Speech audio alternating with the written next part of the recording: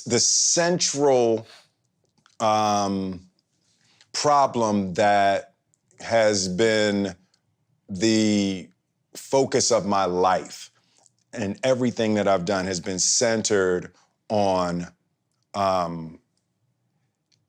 having a successful love relationship, right? So I saw my parents when they were growing up, and I hated that my parents' marriage deteriorated. And as young as I can remember, 5, 6 years old, I wanted to be married. I wanted to have a family. I've never been the guy that wanted to do threesomes and groupies. And I've never been that guy. I always wanted to commit and have a single successful relationship. So the scientist in my mind and in my study of spiritual texts and things like that, I've always been looking for the secret to successful love relationships. And then as I've grown, it's sort of expanded, and I'm seeing the through line.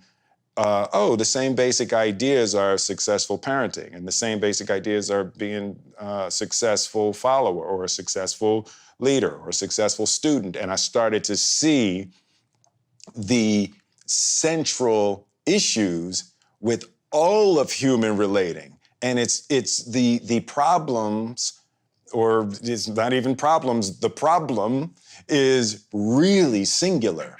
If you're talking about a husband and a wife, or you're talking about a parent and a child, or a Democrat and a Republican, or a Saudi and an American, whatever, in all of the configurations of human difficulty, at the center of it is almost exclusively a lack of understanding of the other person's perspective, right?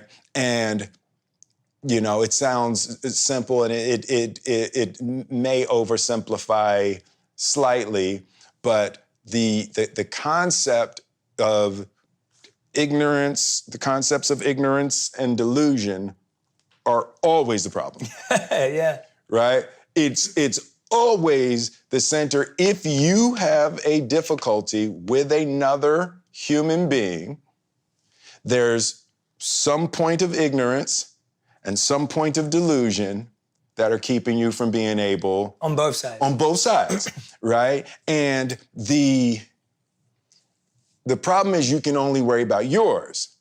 You have to clear yours, and then once you clear yours and your vision gets clean and purified, and you approach a person from a purified space, things get a whole lot easier, And it's like you are always bringing poison to the party. And when you recognize that in any difficulty you're having with any human being, you brought poison to the party, right?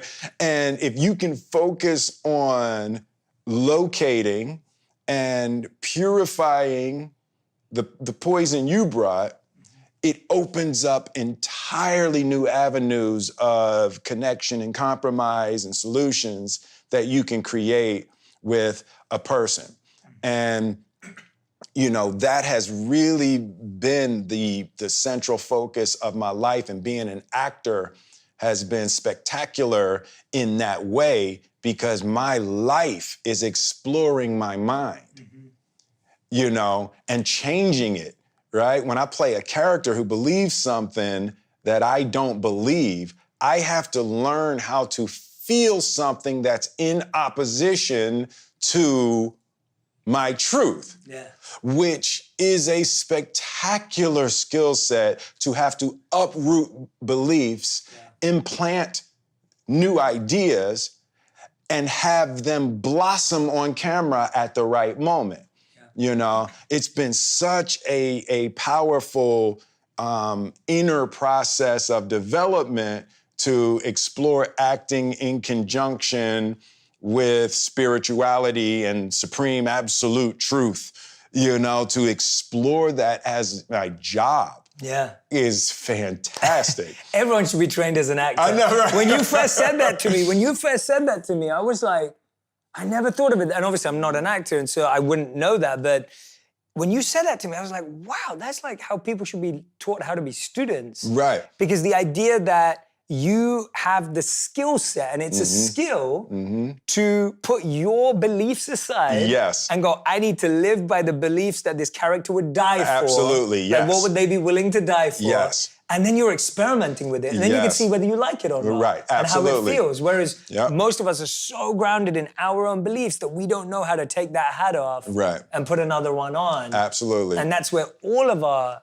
issues come from, because that story of someone else. Yeah. Someone that you know that did that extremely well in probably the most difficult circumstances with Nelson Mandela. Yes, absolutely. And, we've spoken about it many times. You've spoken about it publicly many times. I just found this clip of you guys together that I love. That I have to show you. It's a while ago, but it's one of, I've watched this whole, anyone who's watching, you have to go watch the whole thing. I'm only showing Will a short clip, but it's this clip here. I don't know if you remember, I was saying to you, I'm an actor. I make rap music. That's what I do. What can I do? And I sat with Mr. Mandela and was so inspired. You want to quit your job. You want to go out in the streets. You want to fight. And he said, no, you have to understand the power of what it is that you do. You have to understand the hope that is created by the work that you create. And he told me that not to force it, that the call would speak to me. And today the call has spoken to me, and I humbly, gratefully, and will aggressively respond. And I thank you. Wow. Speak aloud, I just remember I'm more than 100 years old. You'll have to tell me what he said. Yeah. That's Willow sitting on it. Oh, wow. It gets better. Wow. Goodness. I had forgotten about that.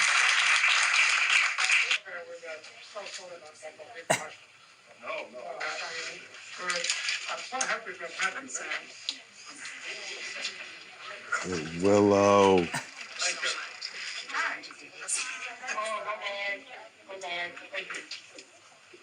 That was Jaden.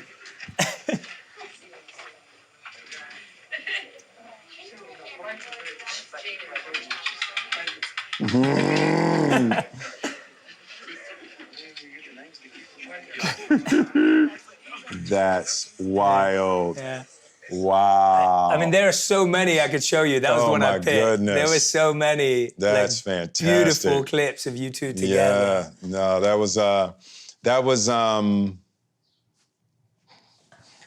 one of the, I'm not a man prone to regrets, and we talked about this a lot, but that was one of the regrets. And I'm making my way back around to the ideas, and that's, part of our relationship and with Radhanath Swami.